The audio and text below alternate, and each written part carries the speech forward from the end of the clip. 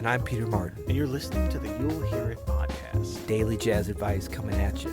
Brought to you by Open Studio. You're listening to it, which means that today we're talking about listening. We're talking about ear training. We are. Yeah. We're going to give you 7 ways to improve your ears through ear training. How else would you improve your ears? Well, you're not going to improve your ears through eye training. Well, no, but some people think if you read about it or if you watch YouTube videos that your ears look. So, I mean, it's an important distinction to make, I think. I agree. Yeah. Yep. So 7 ways to improve your ears. I want to just say first, this is not one of the 7, but it's kind of a little motto of mine. See if we can get the hashtag trending, and that's ABET. What you know about ABET, Adam? Always be ear training. I know a lot about it. I like it. I like your confidence. It's been your mantra for like 6 months now. Yeah, no, I love it. I mean, I and it comes from, of course, the famous Glenn Ross. I don't know if it started in that, but it was pre-hashtag. ABC, right? Always be closing. Yeah. No, but always be ear training. So I think, hopefully we're going to sculpt these 7.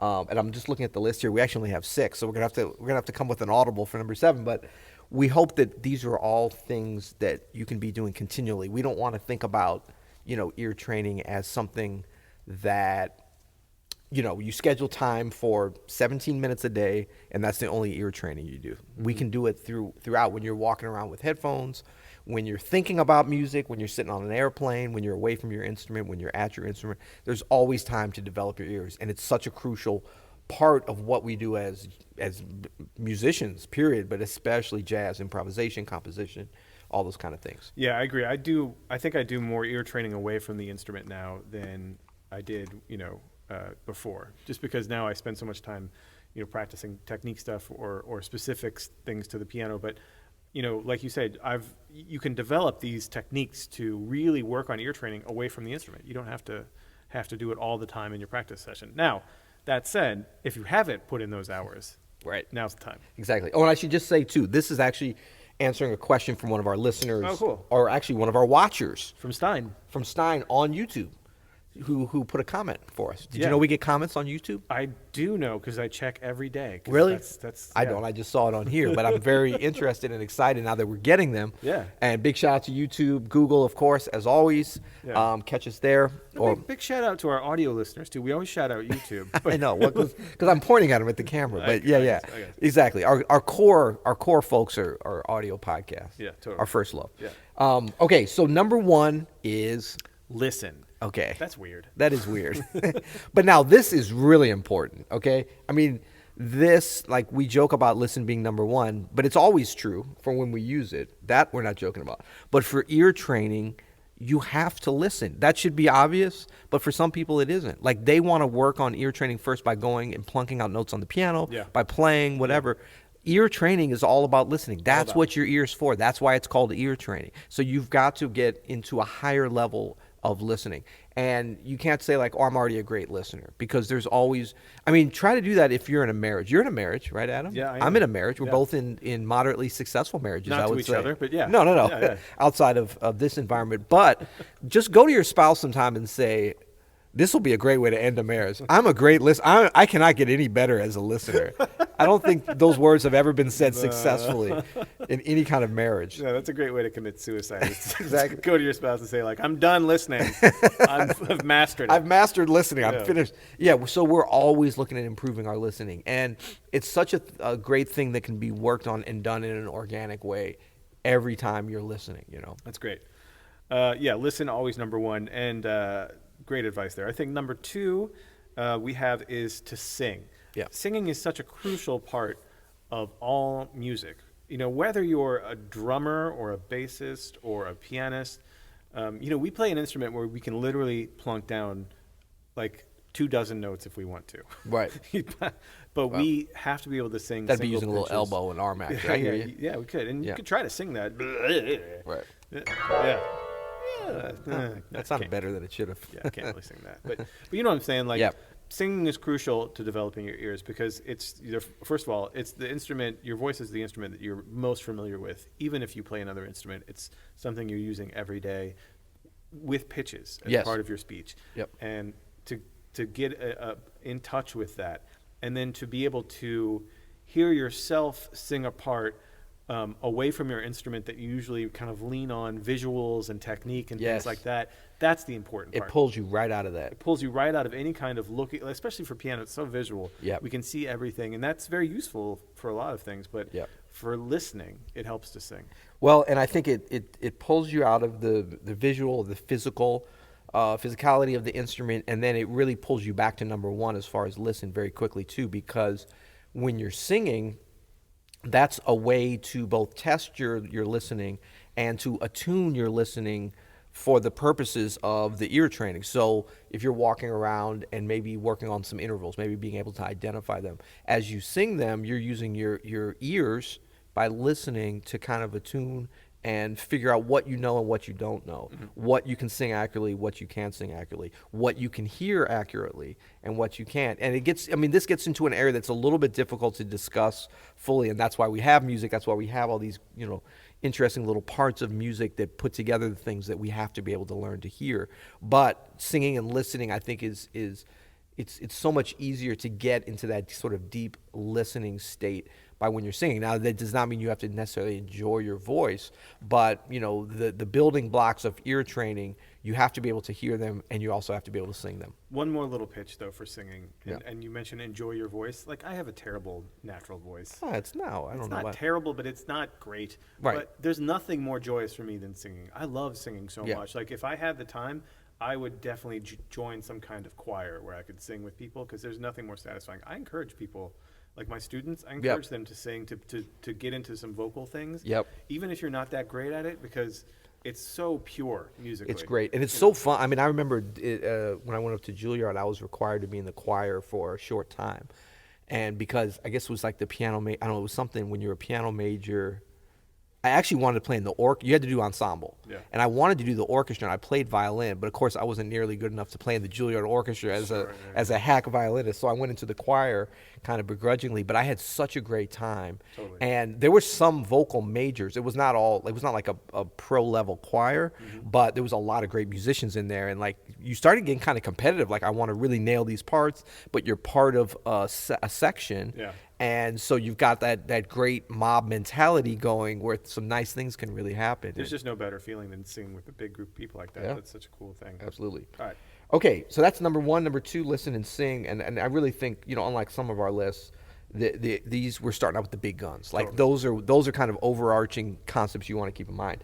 So next, I'm going to say transcribe solos as a great way to work on improving your ears. So we always talk about and we've done some nice episodes, if I might say so myself, on transcription in general and talking about how you can expand the vocabulary and all these things. But we always talked about and we shouldn't even necessarily look at it as a byproduct, because it's probably the most important thing you get, especially in the early stages of learning solos and transcribing, and that is the great ear training that's built into that process. Totally. As long as you don't like go out and I hate to even say cheat and just get a transcription written. Don't do that. Yeah, because you're not. I mean, if you listen to the solo a lot and you did that sparingly, you could probably still get some ear training, but you're going to get that real bread and butter kind of important ear training if you just do it the hard way, and just go and just listen. I mean, we're talking note by note until you can identify. You're just guessing, and then it does start to get easier. Well, that's and just exactly what you said, though.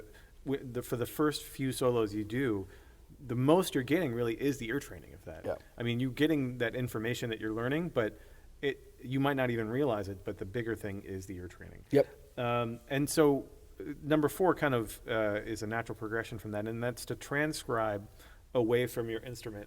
I talk about this with students all the time, and I used to do this when I was young with pop tunes because it's so easy to hear. Yeah. It's a Yeah, great me way too. to start. You start just by listening to the bass on the pop song. And if you don't have perfect pitch, pick a key, pick C all the time to start, if that's easy to think about. Or think about Roman numerals. Think about that's the 1. I know that's the tonic, and there's the 4, there's the sharp 5, whatever. And try to pick out the chord changes. Yeah, And get try that to- relative pitch going, get those relationship Exactly. with the root movement. Get the root first, then try to guess the quality of the chord of the change. Is that major? Is that major 7? Is that dominant 7?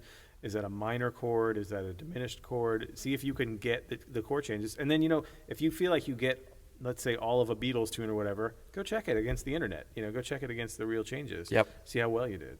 Yeah, I mean, because really ear training is, at its essence, I think, is building up the identification of the basic building blocks of music, especially in the area of harmony and melody and somewhat in the area of rhythm as well. But it's really getting, the intervals and then the combinations of intervals that make up harmony.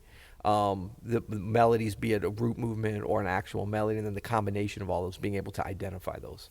So I noticed for number 5, you have apps, but everything's in capital letters. Does that mean it's like another A bet? Is this like No, always practice perfect? No. I just meant actually get an app as a way to improve your ear training. And like this is something I didn't really do because they didn't have apps when I was coming up. I don't know if you knew that. I didn't have Oh, you didn't have them either? Okay. I mean, we had appetizers. We did. That's right. Appetizers. No, but I think that there's some really good apps, and unfortunately, I can't actually recommend anyone. Although we had talked about this, little quick could be a nice little segue to our sponsorship, which is coming up shortly. Which, as you know, we always do between number 5 and number 6 on our. Oh, do we really? Yeah. Well, as of today. Well, we might as well go right into it. Well, we got to talk about the apps first. Okay. So, but apps. Are you familiar with any ear training apps? Because there are some good ones out there, and these are things that like would quiz you on intervals and chord qualities. Yeah, I used to have one when when I first got my iPhone or whatever, the first sort of round of these. Like when you go crazy, just like every man. app. I remember getting iTunes gift cards at Christmas time and like using them to buy a bunch of stuff that I never would use. But You were never bored, were you? never bored. No, I have a couple of good like rhythm training apps, but I don't have any ear training apps right now. Well, maybe some of our listeners could, but I mean, it won't be hard for you to find. But the general idea is, like, you can have a friend. Back in the days when kids had friends instead of phones, you could have a friend that would test you, quiz you on it. Because certain things as you're learning, especially I'm thinking about intervals and just what you mentioned before about identifying the harmonic quality of chords. As you learn them, you need somebody to quiz you, but an app could do it as well. Cool. Right. All right, so that was number 5, and now we are between number 5 and 6, and you know what that means. That means I'm putting my headphones on, big dog. That sweet sound of Sean Weil. That's no, right. That's Bjorn Ranhard. So this podcast is sponsored by Open Studio. That's right. And we want you to, step away from the YouTube. Not you, YouTube. Not you, YouTube. But those videos that kind of take you nowhere. You're looking for jazz information. You're looking for the answers. You're looking for some practice inspiration. And you go from video to video. And then, you get some 9-year-old kid in his basement with a keyboard that doesn't know what he's doing. And then maybe you get something else which is great, but it's not long enough and doesn't address what you need. So we want to invite you to come over and learn from the pros at Open Studio, where every video is curated and vetted and based on real, verified knowledge from an actual jazz pro. Yeah, we have the real deal folks over here. We have people like Diane Reeves, Christian McBride, Sean Jones, Warren Wolf. I mean, we're talking about Grammy certified winners up in here. Yeah, there's a lot of Grammys on that wall over there from our artists. So. And this is the thing: if you've been thinking about coming over and joining us, one thing a great way to come in is the All Access Pass, which is, starts at just $20 a month, and you're going to have access for that month or for that year to every single course that we have. And we've, curated certain packs. You also get access to all the packs. Did you know that, Adam? I did know that. Yeah. So, you can learn about the blues or learn about bebop from all of our different artists, not just on your instrument. Of course, you're probably going to be most interested in, if you're a trumpeter, in Sean Jones's 2 wonderful courses. But there's things to learn from everybody. Yeah, I love those packs, by the way, the Packs are curated great. packs of I wish I'd had that. lessons from everybody. It's really cool. If I'd had those packs in this podcast when I was growing up, man, I would be the bomb. And some apps. Man, I'd have so many Grammys. Anyway, so join us at Open Studio. Go to openstudionetwork.com.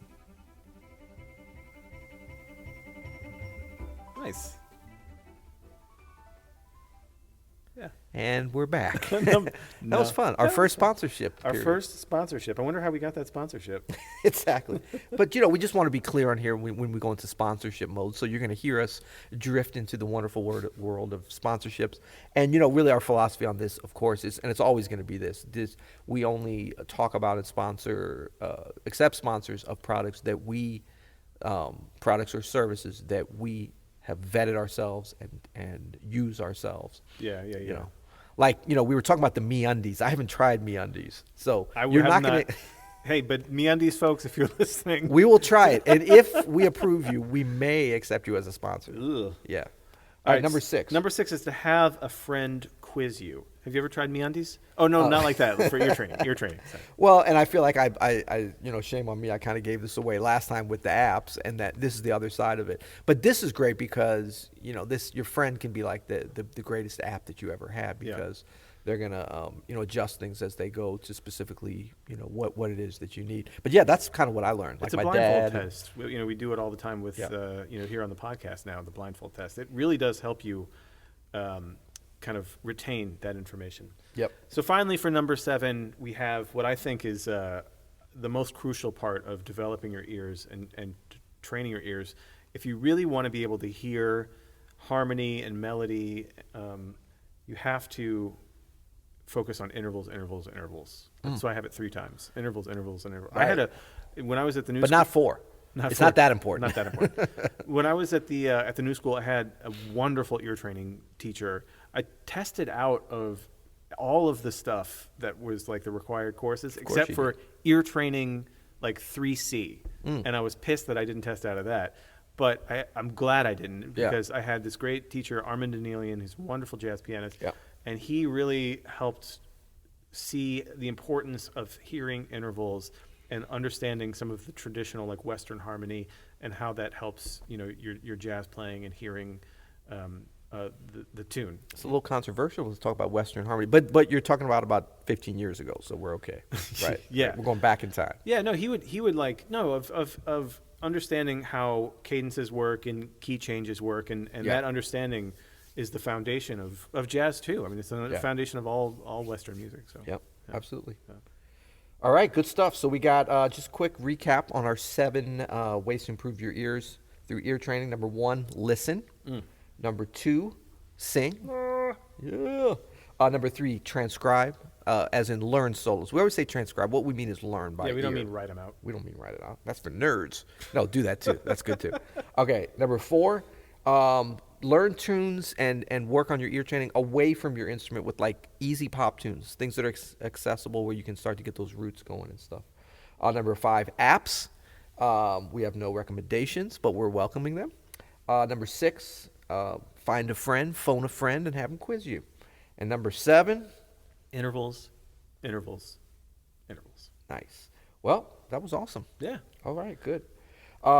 So I know we said we are going to do some of the ratings and reviews. Did you know that we are still an official 5-star podcast? Only 5 stars? Well, it's just a little controversial because I don't think we've only gotten 5 stars, to be honest with you. I remember a couple of 10.5 ones, I think. Well, we did get those. We got infinite one time, didn't we? Yeah, that just kind of screwed up the whole thing. No, but officially, as we know with Apple Podcasts, you can only put down 5. But some people early on put down less than 5. But our average, for some reason, is at 5 still. Okay. And we didn't game that. Like, that's just what happened. That's great. Don't hate the player, hate the game. That's right. You know what I'm saying? That's terrific, though. Yeah. Thanks for everybody for leaving the ratings and reviews. We do read them. We love them. Appreciate them. You can also go to you'llhearit.com if you want to ask us a question or suggest a topic for a future episode. We're always down for that. Go to you'llhearit.com. You can leave a voicemail. You can write out a question. You could just pop in and say hi. You can also get one of our awesome You'll Hear It t-shirts. That's right. Yeah. Did yours? Oh yeah, yours did come, but you're not wearing it today. Oh yeah, my cassette shirt. The cassette shirt. The big George Michael. I mean, it's coming up on holiday time, so I just want to put a thing out for the listeners. Ooh. If anybody wants to treat me to one, I'd be down with that. I know that sounds weird because I'm part of the thing. I don't have one. We don't have any. Yeah. So we had a couple days ago, we had a rating and a review, 5-star rating, and the subject is, the description is great way to start the day, exclamation point. I'm a recent subscriber, but listening every morning really sets my mind in a musical and creative direction for the day ahead. That's nice. Yeah, that is nice. I really enjoy how you guys convey a lot of experience and useful info on a universally relatable level. If you could consider doing a pod on the different kinds of jazz scenes around the states world, that'd be sweet. Keep up the great work. And that's from Altro KKR6 from the USA. I love it. You know, tomorrow we have our solo analysis Wednesday, but maybe Thursday we could do that. That would be nice. that Yeah, do no, I that, like so. it. So yeah, please continue to give us ratings and reviews, 7 stars, preferred, but whatever you're feeling, we don't want to do a thing like, like in Uber now, do you rate your drivers after you Yeah, of do course. an Uber? I think it's just polite at this point. Did you know they're rating you as a passenger as well now? Are they really? They are. Oh. Yeah, so there's a little tit for tat going on.